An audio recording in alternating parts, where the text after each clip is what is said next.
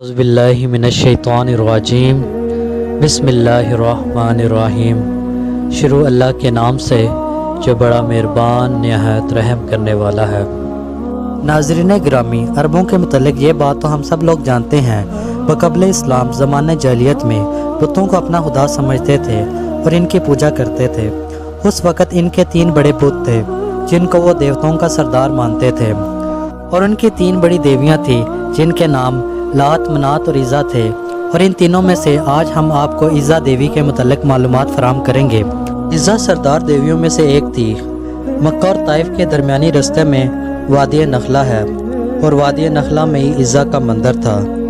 ناظرین گرامی، وادی نخلہ وہی جگہ ہے جہاں نبی کریم صلی اللہ علیہ وآلہ وسلم کی ملاقات جنوں کے ایک گروہ سے ہوئی تھی، اور انہوں نے آپ صلی اللہ علیہ وآلہ وسلم کی دعوت پر اسلام قبول کر لیا تھا۔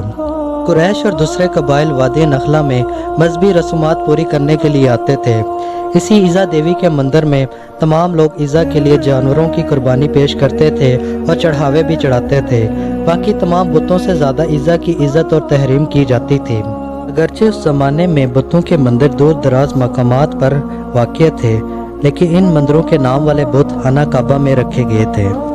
روایات سے معلوم ہوتا ہے عزا دیوی ایک عورت تھی، اور اس کی رہائش وادی نخلہ میں پائے جانے والے 3 چھاؤں والے ایک درخت پر تھی۔ اس کے اندر چونکہ شیطانی طاقتیں موجود تھی، انہی کے بل پر وہ عزا دیوی کے بت سے آوازیں نکالا کرتی تھی، جس کو عرب قبائل سن کر اس کے اندر کی قوت پر یقین کرتے تھے اور اس کی تعظیم بجا لاتے تھے۔ فتح مکہ کے موقع پر نبی کریم صلی اللہ علیہ وآلہ وسلم نے تمام بتوں کو توڑ دیا، لیکن عزا دیوی کا بت اس وقت تک صحیح سلامت تھا، اور اس کے ماننے والے اس کی پوجا اسی زور و شور سے کر رہے تھے۔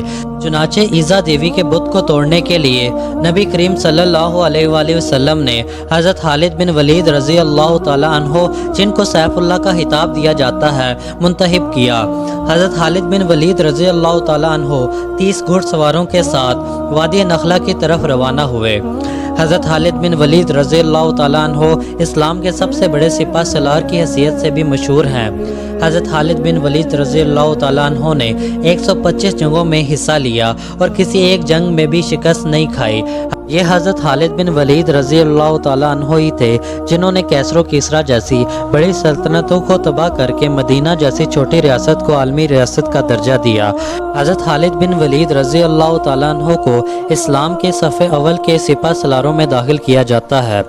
حضرت محمد مصطفیٰ صلی اللہ علیہ وآلہ وسلم نے جنگہ موتا میں حضرت خالد بن ولید رضی اللہ تعالیٰ عنہ کی بے مثال بہادری کے جوہر دیکھے تو آپ صلی اللہ علیہ وآلہ وسلم نے حضرت خالد بن ولید رضی اللہ تعالیٰ عنہ کو سیف اللہ کا خطاب دیا، یعنی اللہ کی تلوار۔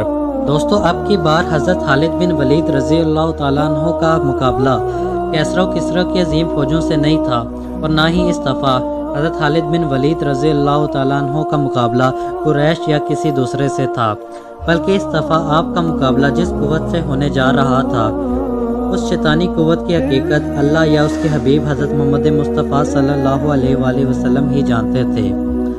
فتح مکہ کے کچھ روز بعد 25 رمضان المبارک کو حضرت محمد مصطفیٰ صلی اللہ علیہ وآلہ وسلم نے حضرت خالد بن ولید رضی اللہ تعالیٰ عنہ سے فرمایا کہ وہ وادی نخلہ کی طرف جائیں اور اس میں موجود 3 چھاؤں والے درخت کی طرف رخ کریں۔ جب وہ 3 چھاؤں والے درخت کو پا لیں تو ان میں سے پہلے 3 چھاؤں والے درخت کو کاٹ دیں۔ تو آپ نے حضرت محمد مصطفیٰ صلی اللہ علیہ وآلہ وسلم کے حکم کے مطابق پہلے 3 چھاؤں والے درخت کو کاٹ دیا۔ جب حضرت خالد بن ولید رضی اللہ تعالیٰ عنہ یہ عمل انجام دینے کے بعد واپس آئے تو حضرت محمد مصطفیٰ صلی اللہ علیہ وآلہ وسلم نے آپ سے پوچھا، کیا تجھے وہاں کچھ دکھائی دیا تھا یا کوئی ایسی بات ہوئی تھی جو تمہیں غیر معمولی محسوس ہوئی ہو؟ اس کے جواب پر حضرت خالد بن ولید رضی اللہ تعالیٰ عنہ نے عرض کیا، نہیں سرکار، مجھے وہاں کچھ بھی عجیب یا غیر معمولی محسوس نہیں ہوا تھا۔ اس پر اللہ کے حبیب حضرت محمد مصطفیٰ صلی اللہ علیہ وآلہ وسلم نے فرمایا کہ واپس جاؤ اور دوسرے درخت کو بھی کاٹ دو۔ حضرت خالد بن ولید رضی اللہ تعالیٰ عنہ نبی کریم صلی اللہ علیہ وآلہ وسلم کے حکم پر آپ وادی نخلہ واپس گئے اور دوسرے درخت کو بھی زمین بوس کر دیا۔ واپس جب خدمت اقدس حضرت محمد مصطفیٰ صلی اللہ علیہ وآلہ وسلم میں پہنچے تو آقا دو جہاں صلی اللہ علیہ وآلہ وسلم نے پھر سے وہی سوال دہرایا تم نے کچھ دیکھا یا کوئی آواز سنی؟ اس بار بھی خالد بن ولید رضی اللہ تعالیٰ عنہ نے نفی میں جواب دیا۔ آپ صلی اللہ علیہ وآلہ وسلم نے حکم دیا، پھر واپس جاؤ اور تیسرے 3 چھاؤں والے درخت کو بھی کاٹ دو۔ حضرت خالد بن ولید رضی اللہ تعالیٰ عنہ جب اس مرتبہ آپ صلی اللہ علیہ وآلہ وسلم کے حکم کی تعمیل کے لیے وادی نخلا میں آئے تو دیکھا ایک کبیس صورت شیطان عورت وہاں کھڑی ہے، جس نے برہنہ حالت میں اپنے بال پھیلا رکھے ہیں اور انتہائی غصے کی حالت میں اپنے دانت پیس رہی ہے، اور اس عورت کے پیچھے عزا دیوی کے مندر کا محافظ بھی چلا آ رہا ہے جس کا نام دبیا تھا۔ جب دبیا نے خالد بن ولید رضی اللہ تعالیٰ عنہ کو دیکھا تو عزا سے مخاطب ہو کر کہا، اے عزا، خالد پر حملہ کر اور خبردار پیچھے نہ ہٹی، اپنی اوڑھنیاں اتار ڈال۔ اگر آج تم نے خالد کو قتل نہ کیا تو یہ تمہیں شدید ذلت سے دوچار کرے گا۔